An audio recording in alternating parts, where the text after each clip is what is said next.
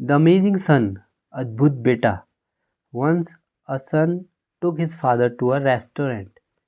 Once एक बार, अ सन एक बेटा, टुक हिज फादर, टुक मतलब ले गया, हिज फादर अपने पिता को, टू अ रेस्टोरेंट, कहाँ ले गया, रेस्टोरेंट में ले गया।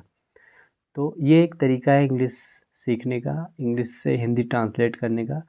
ये आज की कहानी है द अमेजिंग सन, अद्भुत बेटा। आज इस कहानी को हम डिकोड करने वाले हैं, यानी कि इंग्लिश से हिंदी ट्रांसलेट करने वाले हैं।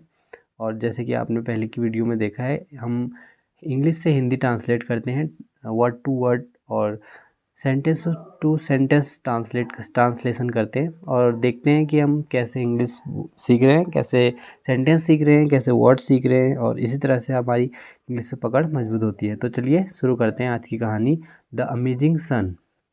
तो सबसे पहले हमने देखा once a son took his father to a restaurant. एक बार एक बेटा अपने पिता को एक रेस्टोरेंट में ले गया। As the father was very old and weak while eating, he dropped food on his shirt. As the father was, क्योंकि पिता बहुत बूढ़े और कमज़ोर थे। As the father was, क्यों, as means क्योंकि, the father was, फादर थे, वेरी ओल्ड, ओल्ड यानी कि बहुत बूढ़े थे, और एंड वीक बहुत कमज़ोर थे। वाइल ईटिंग यानी कि वाइल ईटिंग खाना खाने के दौरान, ईटिंग जैसे वाइल के आगे हम कोई भी वर्ड लगाते हैं तो उसके दौरान हो जाता है। यहाँ पर ईटिंग है तो ईटिंग यानी कि खाना खाने के दौरान ही ड्रॉप्ड, ड्रॉप्ड मतलब ड्रॉप्ड पास्ट में बोला गया है। ड्रॉप मतलब होता है गिरना, ड्रॉप्ड मतलब गिरा, क्या गिरा, food, dropped food, he dropped food on his shirt, यानी कि उन्होंने शर्ट पर खाना गिरा, यानी कि उनकी शर्ट पर खाना गिर गया। तो ऐसे है, चूँकि पिता बहुत बूढ़े और कमज़ोर थे इसलिए खाना खाते समय उनकी शर्ट पर खाना गिर गया। The other diners became uncomfortable seeing this, but his son remain काम। द अदर डाइनर्स, डाइनर्स होता है खाना खाने वाले को डाइनर्स बोलते हैं। जैसे डाइनिंग, डाइनिंग के ऊपर डाइनिंग हॉल होता है, डाइनिंग रूम होता है, डाइनिंग टेबल होती है, वैसे ही खाना, उस डाइनिंग टेबल पर जो खाना खाते हैं उसको डाइनर्स बोलते हैं। तो अदर खाना खाने वालों को डाइनर्स बोलते हैं, या भोजनकर्ता भी बोल सकते हैं। जो लोग अलग से साथ में बैठ के अलग, जितने भी लोग खाना खाते हैं उनको डाइनर्स कहा जाता है इंग्लिश में। The other diners became, became यानी कि बन गए या हो गए, अनकम्फर्टेबल यानी कि असहज, अनकम्फर्टेबल होता है ना, जो कि कंफर्टेबल ना हो, अनकम्फर्टेबल, असहज।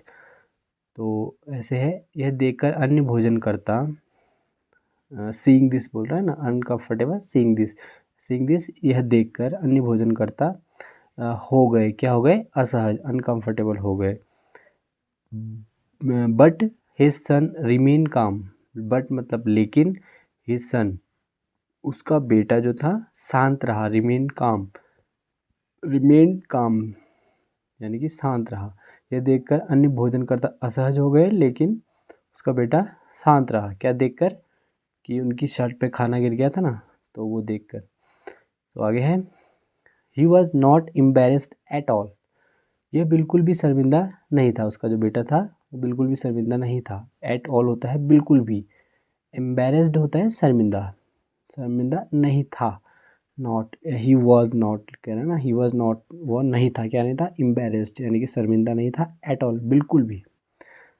After finishing the dinner, after यानी कि बाद में, फिनिशिंग यानी कि ख़त्म होने के बाद में, क्या ख़त्म होने के, द डिनर यानी कि रात का जो खाना है वो ख़त्म होने के बाद में, the son took his father to the washroom. Dinner जो था रात का वो फिनिश होने के बाद में, ख़त्म होने के बाद में, द सन जो बेटा था, टुक मतलब ले गया, टेक का पास्ट है टुक, टेक मतलब लेना, टुक मतलब ले गया, हिज फादर यानी कि अपने पिता को ले गया, कहाँ ले गया, वॉशरूम में, वॉशरूम यानी कि शौचालय में, या फिर जहाँ पे हम हाथ मुँह धोते हैं उस जगह को वॉशरूम बोलते हैं। तो वो आफ्टर द फिनिश डिनर ये अपने पिता को लेके गया वॉशरूम में।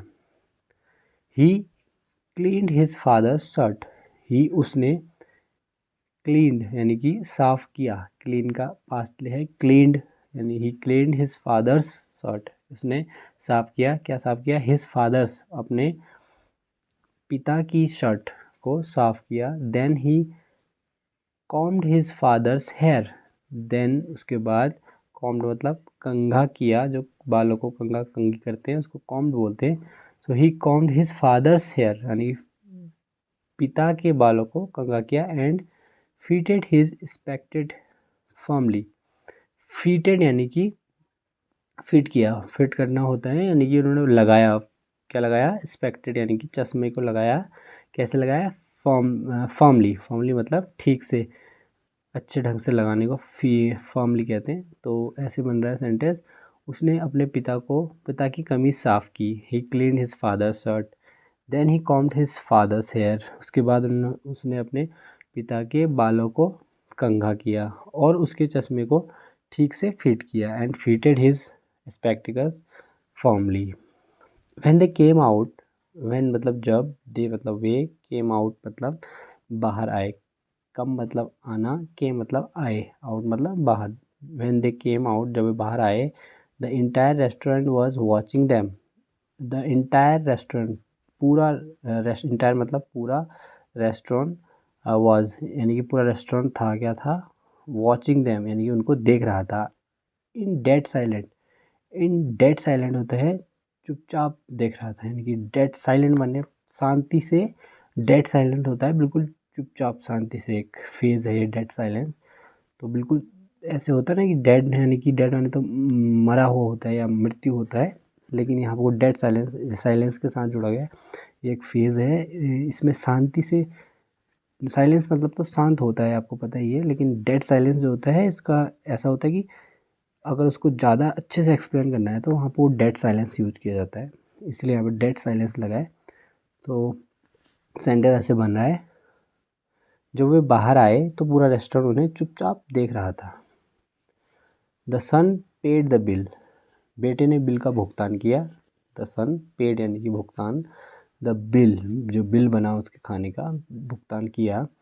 एंड स्टार्टेड वॉकिंग आउट, और अपने पिता के साथ, started walking out with his father, अपने पिता के साथ वॉकिंग आउट यानी कि बाहर जाने लगा, अपने पिता के साथ बाहर जाने लगा।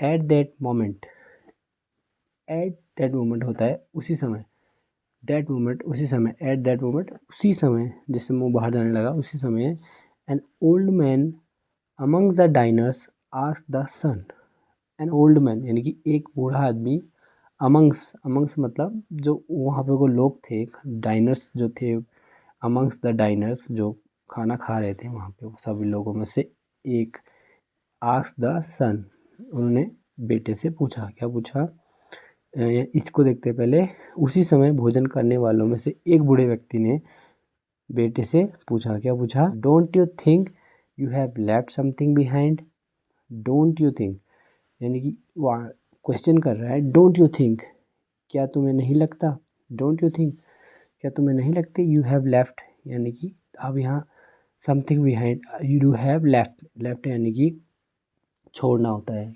लीव का पास्ट है, लेफ्ट, लेफ्ट यानी कि थर्ड फॉर्म होती है, जब हैव होता है तो वहाँ पर आपको पता है थर्ड फॉर्म या सेकंड फॉर्म बोली जाती है। तो यू हैव यानी कि वो कह रहा है कि क्या तुम्हें नहीं लगता कि तुम यहाँ पीछे छोड़ आए हो, कुछ कुछ यहाँ छोड़ दिया तुमने, बिहाइंड मतलब पीछे कुछ छोड़ दिया, तुम जा तो रहे हो, यहाँ तुमने कुछ पीछे छोड़ दिया है। तो सेंटेंस ऐसा है, don't you think you have left something behind, क्या तुम्हें नहीं लगता कि तुम कुछ पीछे छोड़ आए हो। द सन रिप्लाइड यानी कि बेटे ने जवाब दिया, no I do not think so, या आई डोंट कुछ भी कह सकते हैं, I do not think so, नहीं मुझे ऐसा नहीं लगता, वो बोल रहा है, सन जवाब दे रहा है, आई डू नॉट मुझे नहीं लगता, क्या नहीं लगता, थिंक सो मुझे ऐसा नहीं लगता, सो मतलब ऐसा, मुझे ऐसा नहीं लगता, वो बोल रहा है सन। द ओल्ड मैन सेड, जो बूढ़ा आदमी था उसने कहा, यस यू हैव, तो मैं, वो आंसर शॉर्ट में बोल रहा है बूढ़ा आदमी, जो उससे बात कर रहा था सन से, शॉर्ट में बोल रहा है, तुम छोड़ आए हो, यानी कि उसने पूरा नहीं कहा, हाँ तुम छोड़ आए हो कुछ पीछे बिहाइंड, वो उसने कहा था ना कि तुम्हें नहीं लगता कि तुम पीछे कुछ छोड़ आए हो, उसने कहा था नहीं मुझे तो नहीं लगता है, आई डोंट थिंक सो, मुझे ऐसा नहीं लगता। तो उसने शॉर्ट में कहा यस यू हैव, हाँ तुम पीछे कुछ छोड़ आए हो, वो बोल रहा है। यू हैव का मतलब तो होता है कि तुम्हारे पास, हैव होता है ना तुम्हारे पास, लेकिन जब बोलचाल की भाषा में शॉर्ट में बोलते हैं तो यस यू हैव, बातों बातों में यू हैव उसने बोला, यानी कि उसका आंसर, उसका जो कहने का मतलब था कि हाँ तुम पीछे कुछ छोड़ आए हो, ये कह रहा था बूढ़ा आदमी। तो आगे है you have left a lesson for every son and hope for every father. अब ये बोल रहा है उस बूढ़ा आदमी उसको, यू हैव लेफ्ट यानी कि तुम छोड़ आए हो, क्या छोड़ आए हो, आपने हर बेटे के लिए एक सबक छोड़ दिया है। वो कह रहा है ना you have left a lesson for a every son, हर बेटे के लिए एक लेसन छोड़ दिया है। And hope for every father, और होप मतलब होता है आशा, आशा छोड़ी है आपने हर एक फादर के लिए, एवरी पिता के लिए, एवरी फादर हर एक पिता के लिए आस छोड़ी है, बोल रहा है अपने हर, आपने हर बेटे के लिए एक सबक छोड़ा है और पिता के लिए एक आस छोड़ी है, ये बोल रहा है वो। There was a hush in the restaurant, there was a hush in the restaurant, restaurant में सन्नाटा छा गया। ये देखकर रेस्टोरेंट में बिल्कुल सन्नाटा छा गया, ये सुनकर जो भी वहाँ पर बात हुई थी बूढ़े आदमी में और बेटे में, ये सुनकर रेस्टोरेंट में सन्नाटा छा गया। There was a hush in the restaurant. तो ये पूरी कहानी थी। कहानी में ऐसा ही था कि बेटा अपने पिता को लेके गया रेस्टोरेंट में, पिता बहुत कमज़ोर थे, बहुत वीक थे, तो वो खाना खाते समय उनकी शर्ट पे खाना गिर गया। तो ये देखकर रेस्टोरेंट में जितने भी लोग थे, डाइनर्स जो थे और लोग जो खाना खा रहे थे, उनको एम्बेरस फील हुआ, लेकिन उसके बेटे को एम्बेरस फील बिल्कुल भी नहीं हुआ। उसने खाना खिलाया अपने फादर को, अपने पिता को, और फिर बाद में वॉशरूम में ले गया और उनकी शर्ट साफ़ की, और जब वहाँ से वापस आया, पे किया अपना बिल, और जब जाने लगा तो एक उनमें से जो खाना खा रहे थे डाइनर्स, उनमें से उसने एक ने पूछा कि तुम जाते रहे हो क्या, तुम यहाँ कुछ भूल तो नहीं गए हो, तुम कुछ रह तो नहीं गया। उसने कहा था ना कि you have don't you think, आपको नहीं लगता कि you have left something behind, कहा था ना उसने कि तुम्हें नहीं लगता कि तुम पीछे कुछ छोड़ गए हो यहाँ। तो उसके बेटे ने कहा था कि नहीं आई डोंट थिंक सो, मुझे ऐसा नहीं लगता। फिर ओल्ड मैन ने कहा था कि यस यू हैव, तुम छोड़ के गए हो, क्या छोड़ के गए हो, उसने बोला था you have left a lesson, तुम यहाँ एक सबक छोड़ के गए हो हर बच्चे के लिए, हर बेटे के लिए, और एक बाप के लिए कि बाप के लिए होप छोड़ के गए हो।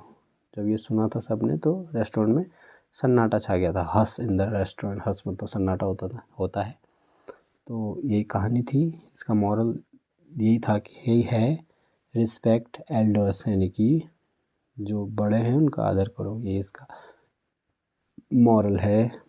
तो ये आज की कहानी थी। इस कहानी में आपने कुछ ज़रूर नए वर्ड सीखे होंगे, नए सेंटेंस सीखे होंगे, और अपने आप को एक्सप्रेस करने का तरीका सीखा होगा। तो इसी तरह से आपने कहानी पूरी हिंदी में ट्रांसलेट करके सीख लिए। अब इस कहानी को एक बार अपने तरीके से अपने कागज़ में लिखें, और पूरी इंग्लिश में अब लिखने हैं आप, क्योंकि आपको हिंदी तो ट्रांसलेट पता चल ही गया है, इसको पूरा इंग्लिश में लिखो और उसे पढ़ो, याद करो। हो सकता है तो पूरा रट्टा भी मार के इसको दोबारा रिप्लाई कर सकते हो, आप दोबारा अपने से बोल सकते हो, कोई फ़र्क नहीं पड़ता। रट्टा मार के आप बोल रहे हो, आप बोल तो रहे हो, कम से कम जो भी आप बोल रहे हो वो आपको आपके ज़ुबान पर चढ़ेगा, फिर आप बोलोगे। एक कहानी याद करने से आपको वर्ड भी याद हो जाएंगे और सेंटेंस भी याद हो जाएंगे, कैसे चीज़ों को एक्सप्रेस करना है आपको पता लग जाएगा। तो यही तरीका है कहानी को पढ़ने का, याद करने का। तो ऐसी कहानी हम आगे भी लाते रहेंगे। तब तक के लिए बाय बाय फॉर नाउ।